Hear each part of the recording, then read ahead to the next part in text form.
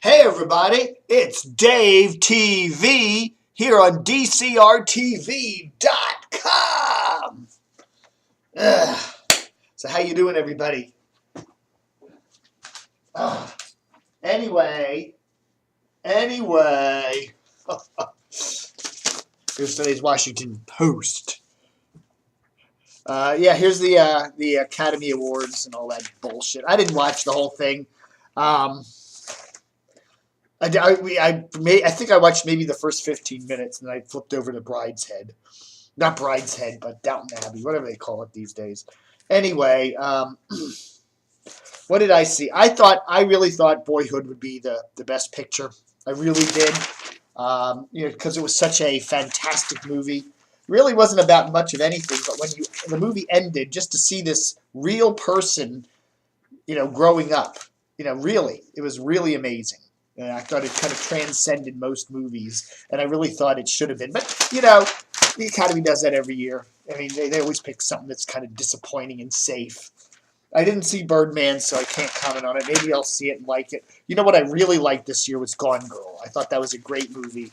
And I really, that one was like very Hitchcocky, and it kind of really went out there.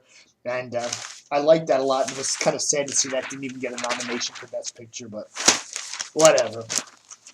But anyhow, one of the things you can always be sure of in the Washington Post are lots and lots of big pictures. They don't have the staff to fill the paper up, so they put lots and lots of big pictures in. Huge pictures, just to, whatever. I guess, that's okay. Lots and lots of big pictures. All right, folks, getting lots of rumblings these days about WNEW. CBS came along 3 years ago. 2012 January, and started an all-newser, WNEW 99.1, a signal that's kind of based in Anne Arundel County, which is technically a Baltimore suburb, but it's supposed to be a D.C. market station. And they were going after basically this giant pot of revenue and ratings that WTOP gets. WTOP is an all-newser. It is, probably the top-rated all-newser in the whole country. It's always, or usually in the top 3, if not in 1, in the ratings, and it's way ahead of even stations in LA, New York, and Chicago in terms of revenue. In fact, the last 3 or 4 years, it's been the top revenue. There we go. Look at that, zooming in. I got this like zoom thing on this thing. Yeah, look at that. See if that works. Zoom on me. Zoom. Yeah, that's kind of weird, isn't it? Anyway.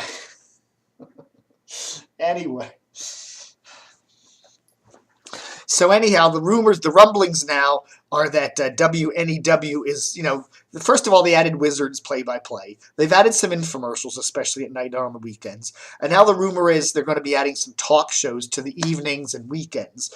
A guy named Dave Ramsey, if you've ever heard of him, he does a financial advice show. He usually pays for his time on stations. It's not a bad show, but, that's kind of what they're going for as they're slowly kind of starting to dismantle the place. I wouldn't say that, but I would. I don't know. You look back at WNEW, and I gave them a whole bunch of recommendations when they started. I said, you're not going to succeed unless you do these things. And they didn't do them, and guess what? We're going into year 4 of the station, and, it's looks like they're starting to change course a little bit. The Titanic is starting to steer away from the iceberg a little bit, but it's probably too late. What are you going to do? First off, I think the biggest problem WNEW had was signal, okay? You're competing against WTOP, which has this killer signal. They have 3 signals. They got 103.5 inside the Beltway. They got 103.9 in Frederick, 107.7 in Manassas, Warrenton. They got these 3 killer signals. They got a killer coverage area. WNEW has 1 signal out in Anne Arundel County, which is technically in the Baltimore the metro. They have a good signal in the eastern part of the metro, maybe into D.C., but when you start to get into Northern Virginia, where the bulk of the D.C. area's population is actually, they start to, you can hear them, but they're not a great, strong cheap clock radio signal, as they call it. So that was their problem. The other problem they had was they needed to differentiate the station from TOP. You can't just do what TOP's doing. And yeah, they had the traffic at different times and the weather at different times and stuff like that. But, they didn't do enough with the programming to make it really, why give people a reason, why should I stop listening to TOP and listen to you guys? They really should have, I don't know, better promotion. They should have had some, they needed to have maybe some morning and afternoon drive superstar talent that they could market, so that people would say, hey, I want to listen to so-and-so, as I said in one of my incarnations of Dave TV a while back, maybe they needed to have like a morning host who would kind of watch over the news, somebody like a Jack Diamond, who will kind of pop in and out during morning segments of news and throw a little bit of rambunctious stuff in there. They needed to break the mold. They needed to do maybe an all-news zoo in the morning with some fun, They needed to do something different that WTOP wasn't doing, and they just didn't quite do it. Better promotion. And the one thing I think they really, really failed at was the website.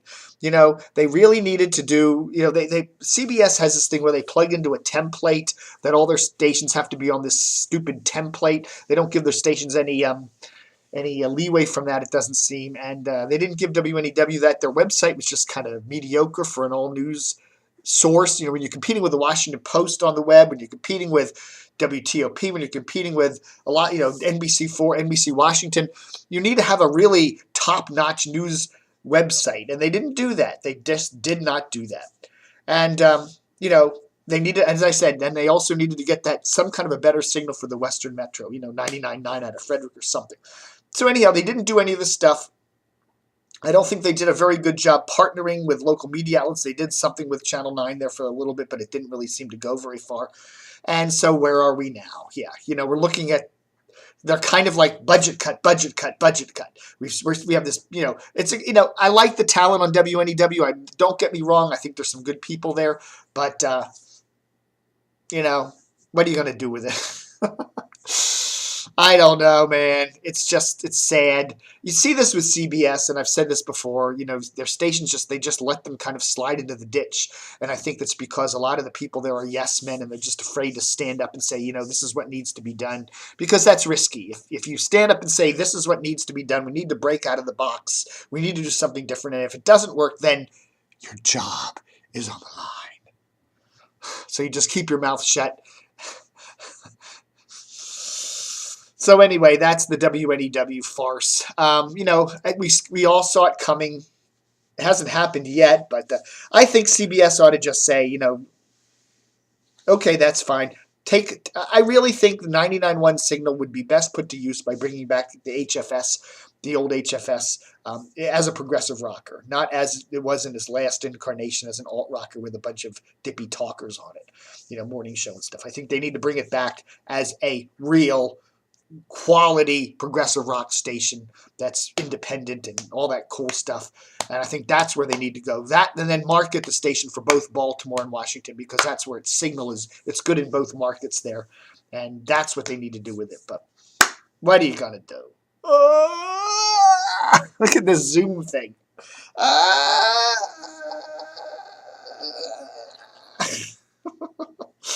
All right, folks. What else could I say? The new morning show there for WTEM, Jason Reed, Chris Paul. They're moving Mike and Mike over to 570. Until Dan Snyder, you're going to just see JFK and TEM battling for 17th and 18th place no matter what they do, unless Dan Snyder needs to get a better FM signal and get rid of those AMers, but until he does that, and I don't see anything like that happening, I don't see much going on there. Yeah, but it's good. More local new radio, better than syndicated talk. I think that's a good thing, and whatever. And then I listened to Chris Plante on WMAL, and the guy, he makes these jokes, gay jokes about John Travolta, and then you hear ads from Comcast, Inova, and Verizon. To Comcast, Inova, and Verizon, sit and listen to Chris Plante and what he's actually saying. Do they really know what they're advertising, putting their ads in between this kind of nasty talk? I mean, really? You know, I really wish some folks from Inova would sit and listen to Chris Plante's show someday and say, you know, this is where our ads are going. This is the kind of programming we're sponsoring. Do we really want to be doing this?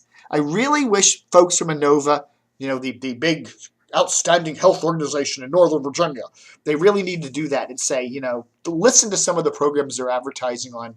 And, you know, do we really want to sponsor this crap? Really?